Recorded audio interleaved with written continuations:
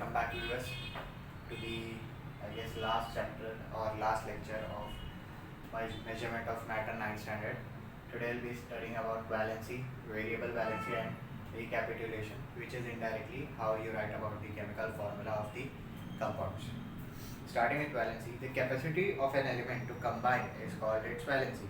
The valency of an element is indicated by a specific number. It is the number of chemical bonds formed by one atom of that element with the other atoms. In the 18th and 19th century, laws of chemical combination were used to find out valencies of elements. In 20th century, the relationship of valency of element with its electronic configuration was recognized.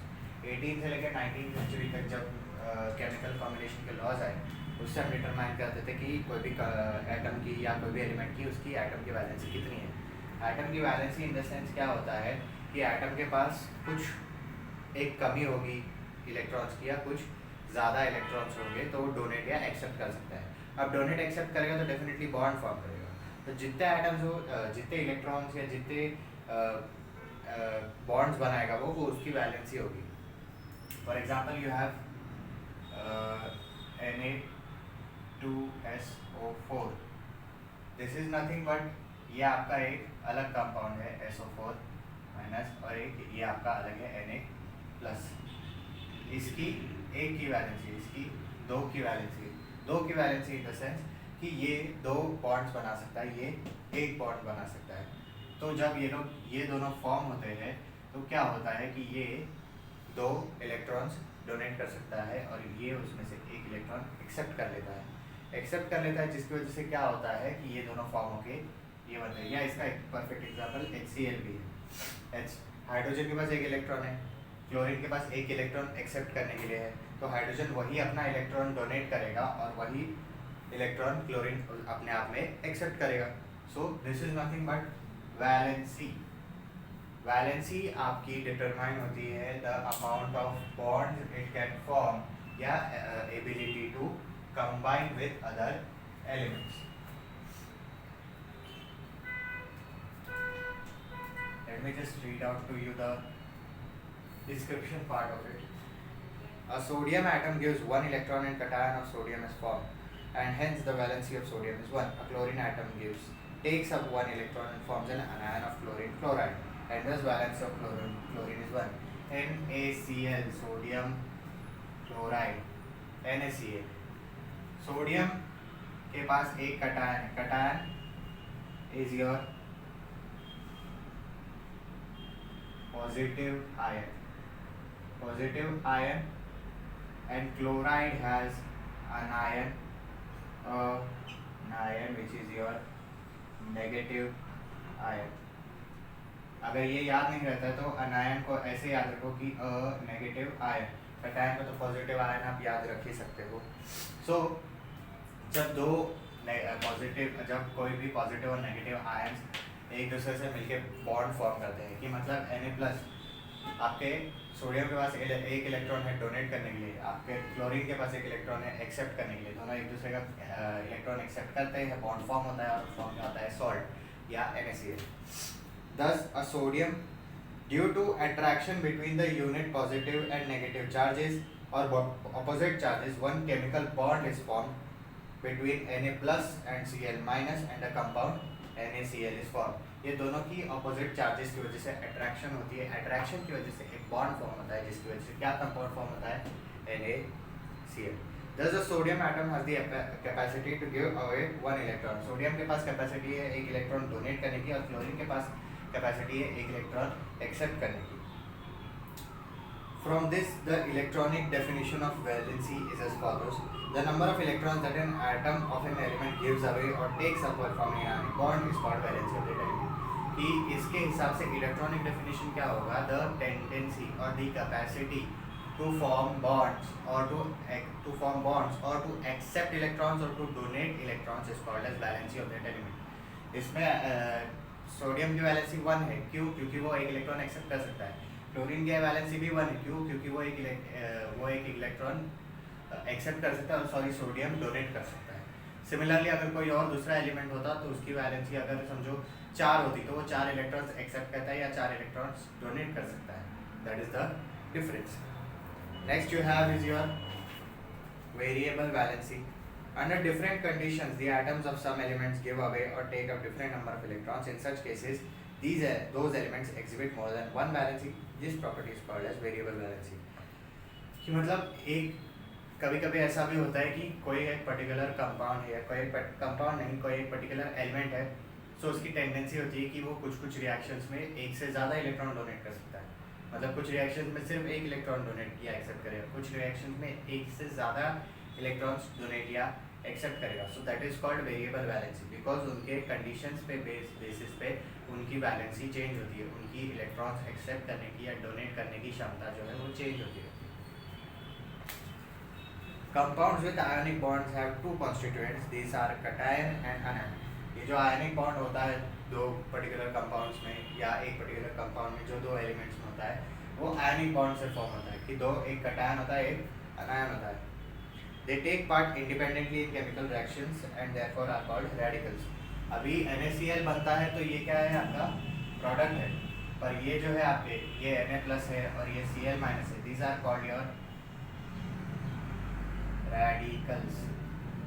मतलब ये independently react करते हैं और कुछ एक दूसरा product form होता है.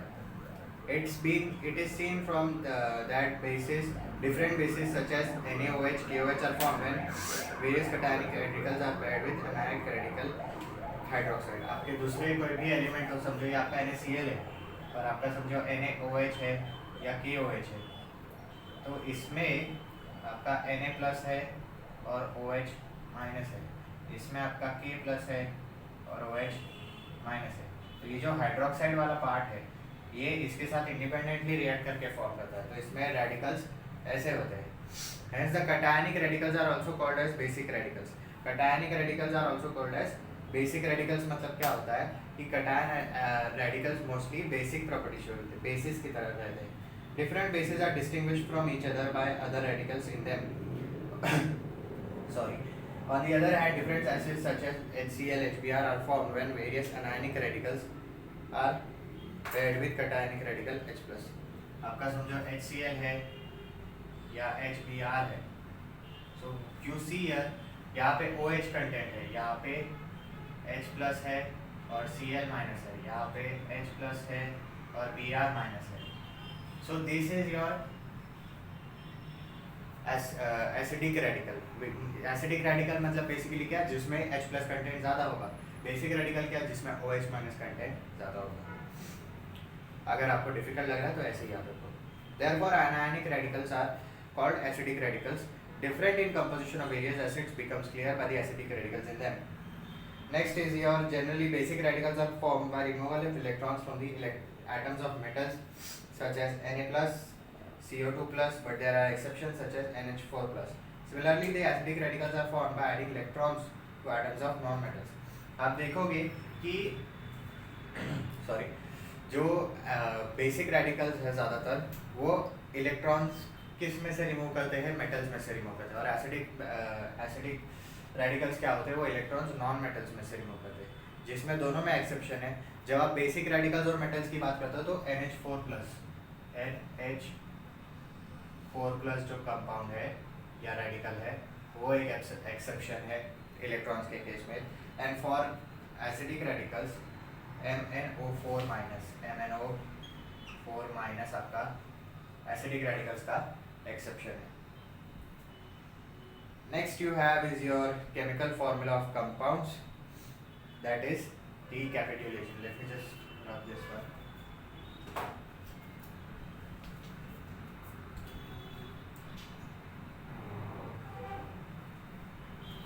Recapitulation is basically how you name the compounds based on their molecular formula. कि आप उसको शॉर्ट फॉर्म में जैसे उसके सिंबल्स है उसके हिसाब से आप कैसे रीड कर सकते हो या कैसे लिख सकते हो. The characteristics of a compound formed by ionic bonds is that its molecule has two parts. These are cation and anion, that is a basic radical and acidic radical. Again a revision कि जब कोई भी molecule form होता है, कोई भी compound form होता है तो दो पर्टिकुलर चीज़ों से फॉर्म होता है. या तो एक उसका cation होता है which is your positive ion, या तो एक उसका anion होता है which is your negative ion which is indirectly acidic radical या basic radical. These two parts are oppositely charged, दोनों oppositely charged है, एक में positive charge होता है, एक में negative charge होता है. The force of attraction between them constitutes the ionic bond. The name of ionic compound has two words. The first word is the name of the cation and second is the name of the anion. जब आप नाम लिखते हो कोई भी compound का, जब वो आयोनिक बॉन्ड से फॉर्म होता है, तो पहला नाम उसका कटायन का होता है. जो पॉजिटिव चार्ज वाला रेडिकल होगा उसके बेसिस पे फर्स्ट नेम होगा, और जो नेगेटिव चार्ज वाला होगा उसके बेसिस पे सेकंड नेम होगा. The first word is the name of the cation and anion. For example, while writing the formula of sodium chloride,